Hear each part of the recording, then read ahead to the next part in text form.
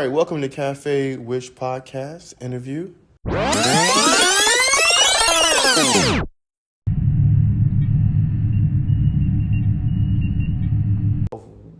Where this religion came from, how it started. You have to do your whole due diligence, okay? In my opinion. Because in doing so, one will realize, oh, this was a black religion that was turned into a white religion and then used to impose. This is why, they came up with the mythology of the Black Nazarene, trying to tell, remember, white lies, trying to tell a lie to tell the truth. Historically, Jesus Christ is a black person. We would say, but see, because the thing is, the same people who come up with these white lies also create the conditions to which truth can be told and try to condition a truth by their metric of standards. Well, how do you know Jesus? Well, if Jesus Christ was black, they get caught up in colorism in the system that they created. If Jesus Christ was here today, you would put him in a category of black. You won't care about the social, geopolitical ramifications around it. If you saw someone of darker skin with woolly hair, you would say, oh, look at that N-word. You're not going to care if he's Haitian. You're not going to care if he's African. You're not going to care if he's Asian. You're not going to care if he's European. All you know is that you see a dark-skinned person with woolly hair, you're going to label him black. Because that's how it shows up in reality. But when we talk about historical figures and historical people and say they're black, we have to use the right language here. We're hurting people's emotions and feelings. You understand what I'm saying to you? This is the games that have been played. So knowing how to navigate that. That's what I'm saying. Use the religion to set you free. Doesn't mean I still worship and hold into the context of that religion. It doesn't mean I throw that religion away altogether either. You can look at the reality of what that religion came from and find the roots of that religion. And if one does the due diligence, they will realize, this is a black religion. Well, you can keep the black religion and expel the white one. You can keep black Catholicism and expel the white one. But you have to do it right. And most people, because of vestige of slavery, another vestige, once again, once it's taught, is wounds, right? But you can't really see these wounds, so it's a metaphorical. It's a poetic way of describing something that has occurred. So these wounds can be tangible, passing down conditions. Eat this way, eat this pig, eat this swine, eat this crab, eat this lobster, eat this, cook this way, fry it, dye it, lay it to the side. Or all this high cholesterol and this fat, because this is what our ancestors ate. Okay, they were in slavery, right? Okay, then why are we still eating this? We can eat better than this now. We're free now.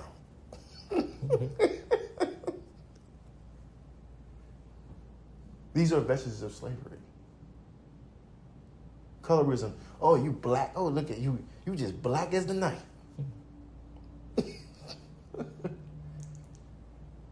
Yes, and I'm beautiful. As the night.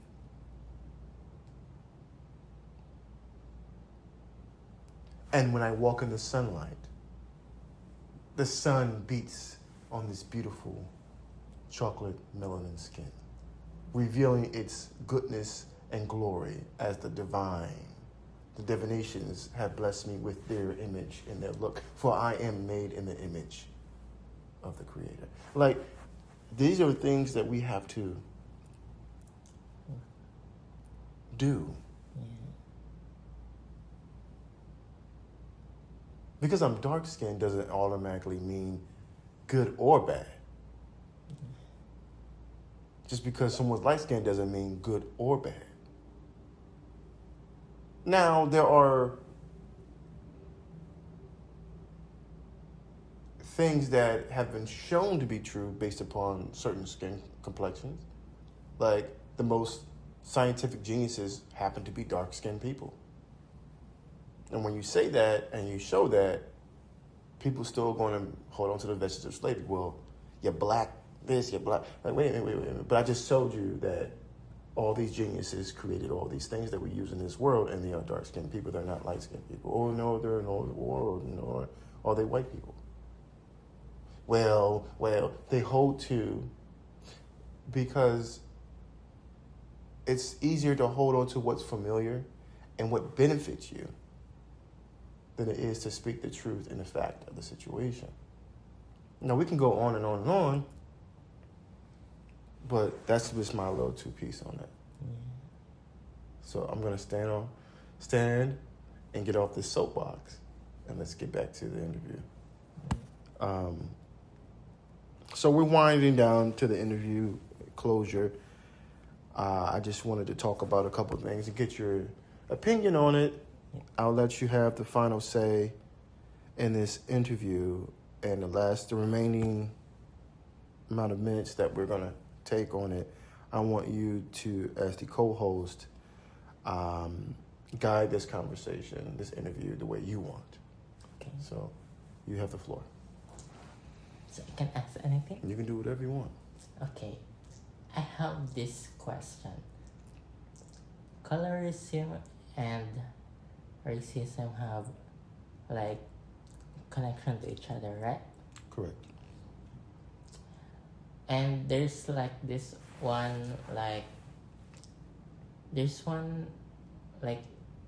controversy on social media that I've read that I wanna know your opinion about. Okay. Does colorism and racism only applies to people of color, or people can be racist to people who have lighter complexion? Okay. So you're asking what racism is? No, I'm mainly asking if people with whiter color can be treated with colorism and racism, like people who are lighter skinned or people who are white? White. They can be treated with colorism. Yeah. What do you mean by that? Like give me an example of what you mean. Okay, as an example, like there's this like comments online that white people are viewed as someone who is less clean now. They don't shower daily, they don't scrub, they're stinky, like that. Is that racism? No. No. But even if it like plays with color? No. So racism is dealing with power. Yeah. Okay. Racism is dealing with race. Yeah. Right? So we have to go back to who constructed this. Yes. Right? So when someone thought about race, I'm just gonna walk it down really quickly. Yeah. When someone thinks about race, think about groups, right?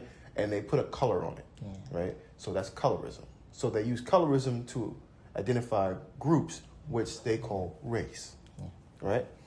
Regardless of the color is accurate representation of that group or not, this is what has been used. So what I'm saying to you is that when someone thought about race, they thought about group, they thought about color. The next step would be is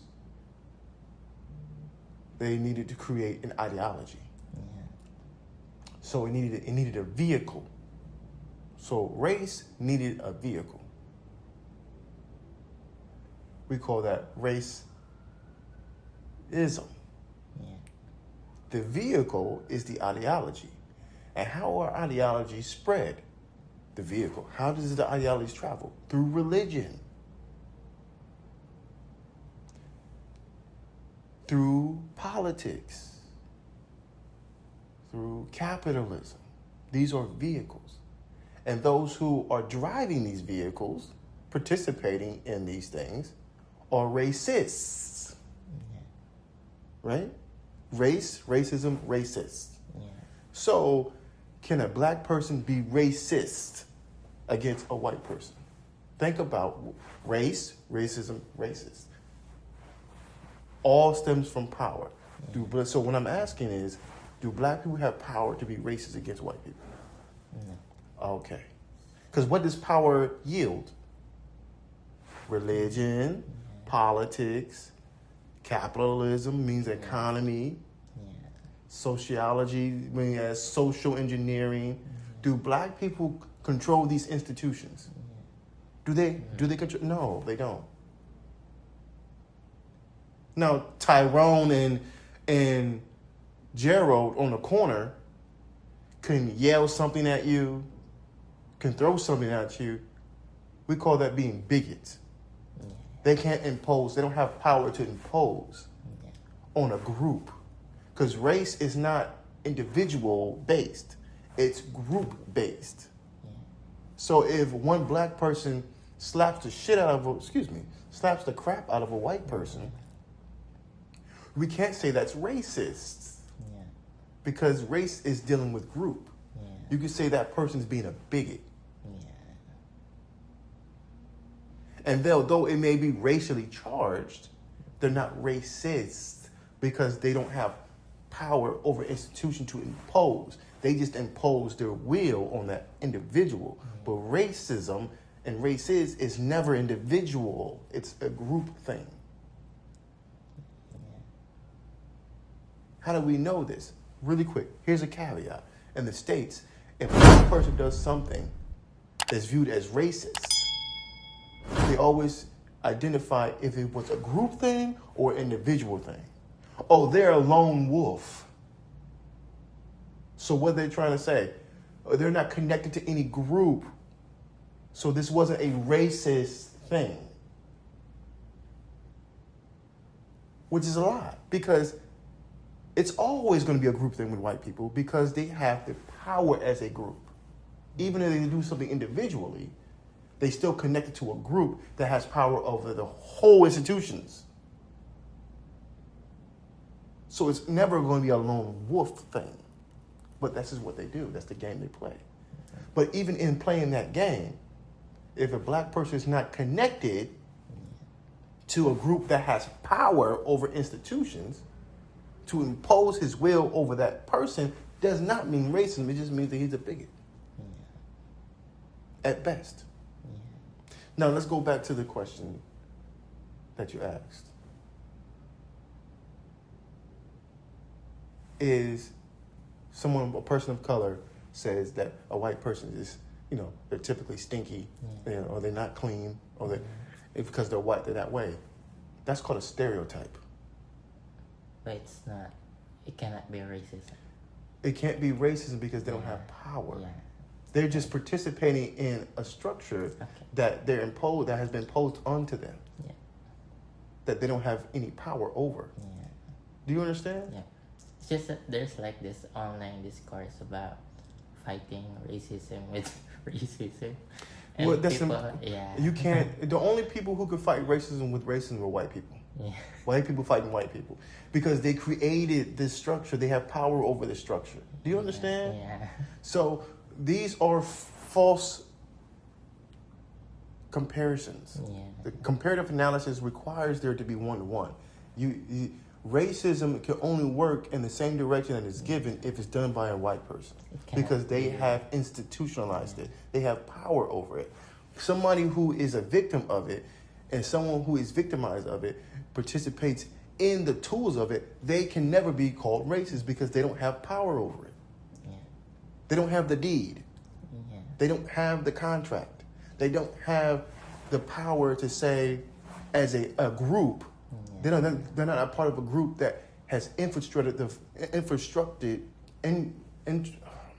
introduced the infrastructure of these things. Yeah. Do you understand what I'm saying? So we got to be careful, in my opinion. We have to be careful on how we label these things. Yeah. Fight racism with racism. That's That's some white person made that up. Okay, I'll tell you right now. I think like younger 'Cause- people really don't think about it. This is the nowadays. problem. Yeah. This is what we're talking about.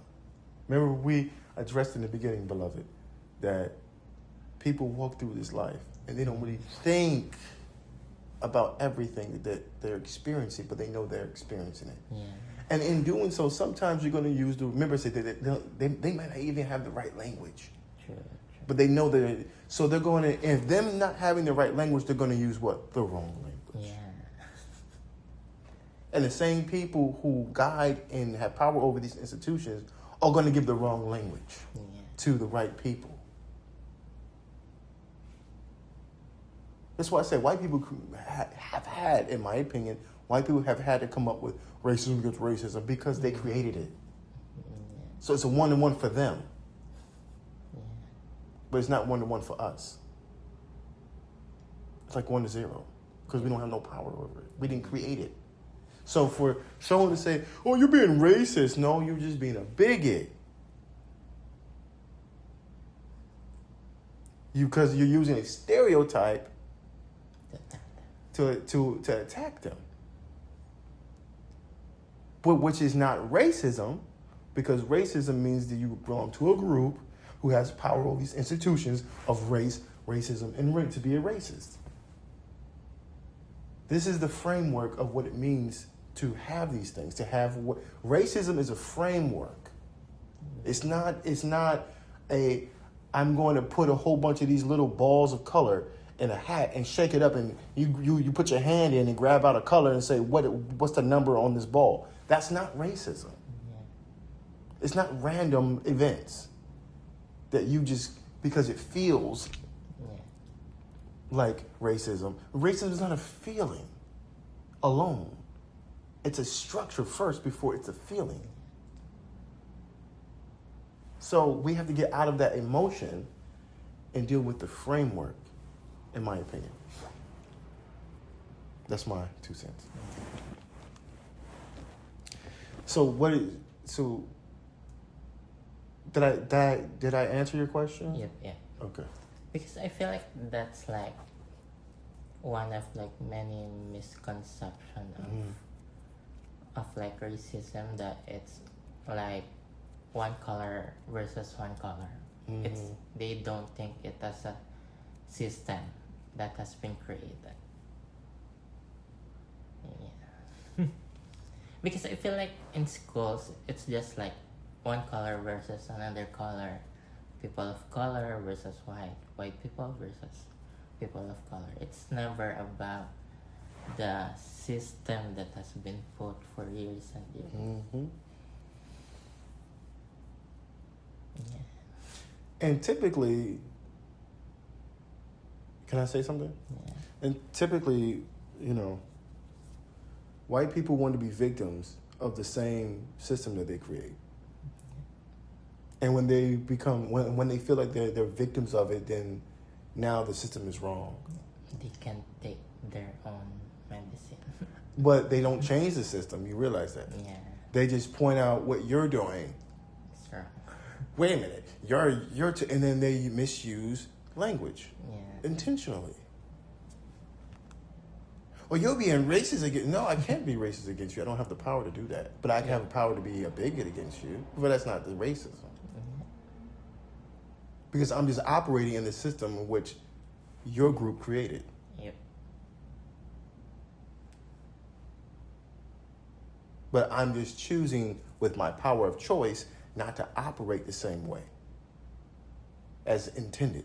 When you buy something, it says directions, use as intended. Yeah. I'm not using this product as intended. That's why I said use the tools. If the hammer puts you in captivity, use the hammer to get you out. Don't mean use it the same way as intended.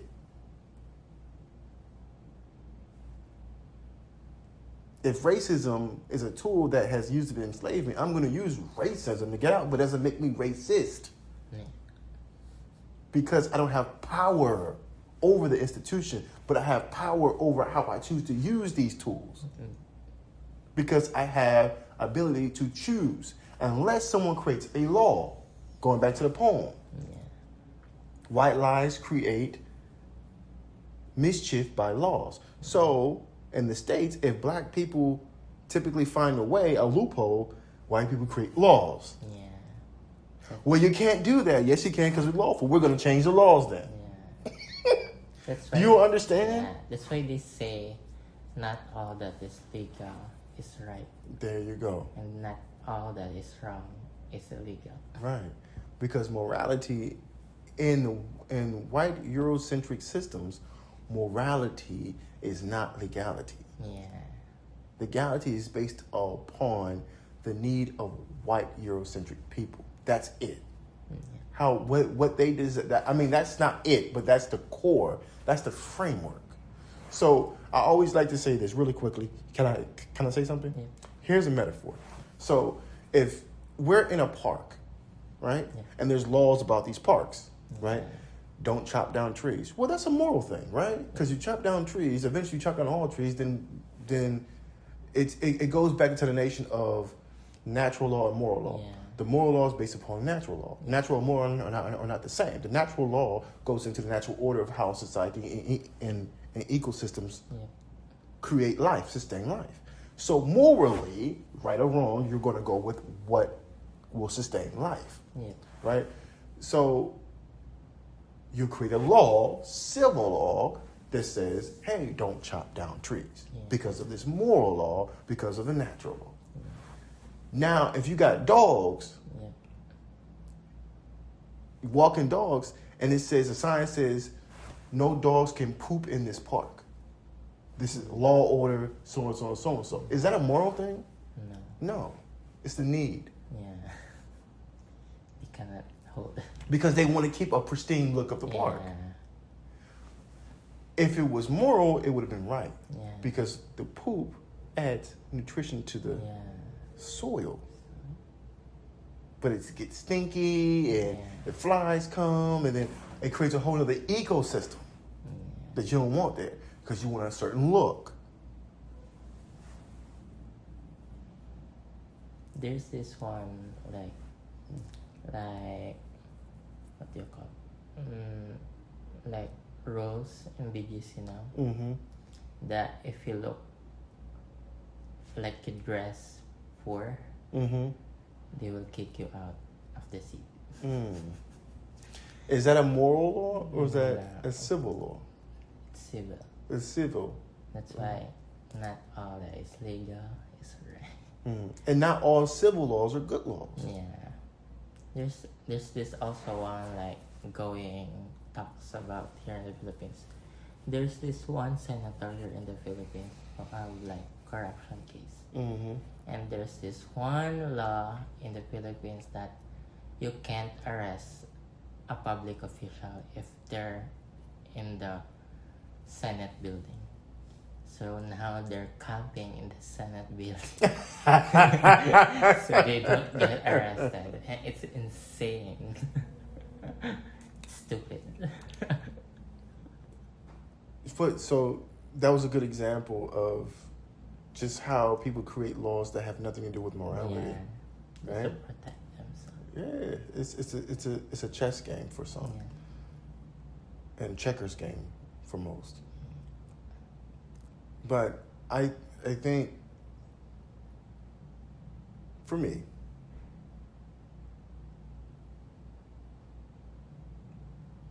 in my opinion, there's a lot of copycats. So what I mean by that, this is my last point,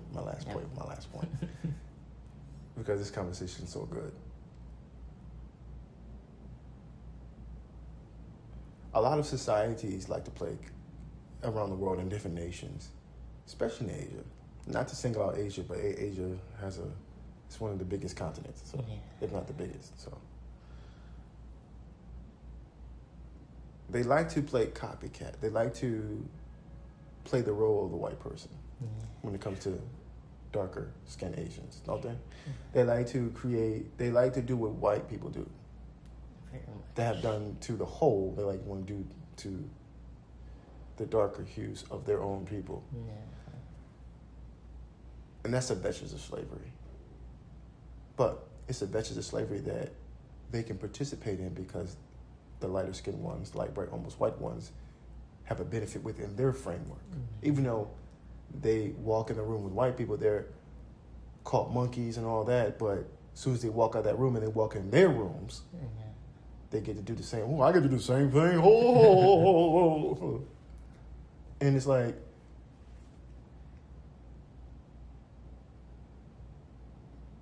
that's morally bankrupt as a person to do that, I think, in my opinion. I feel like people that do that crave superiority over other people.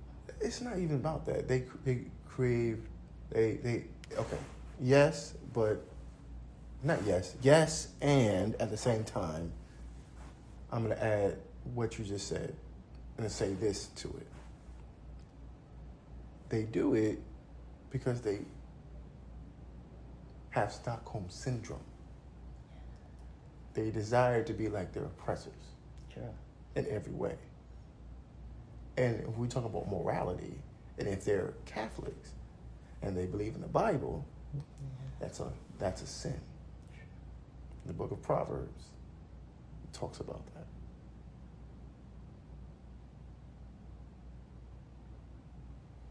Do not envy your oppressors and choose none of their ways. That's a law.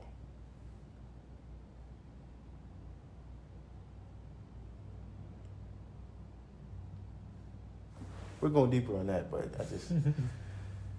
All right, so this is your time here. So how do you want to close out this interview? I think like the main conclusion of this is like really just know your history. Think deeper.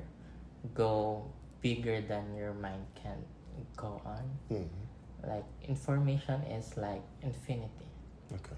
It's never like there's like knowledge is really infinity. Like you can go learn and learn and learn for your own betterment, I guess. Like knowledge is what will set you free. Well, everyone, thank you for checking out this interview with me, K-Ben Black, and my co-host, Kai. Hi. This is another interview of Cafe Wish Podcast. If you enjoyed what you were hearing and listening with your ears, feel free to press that like button, share, and subscribe.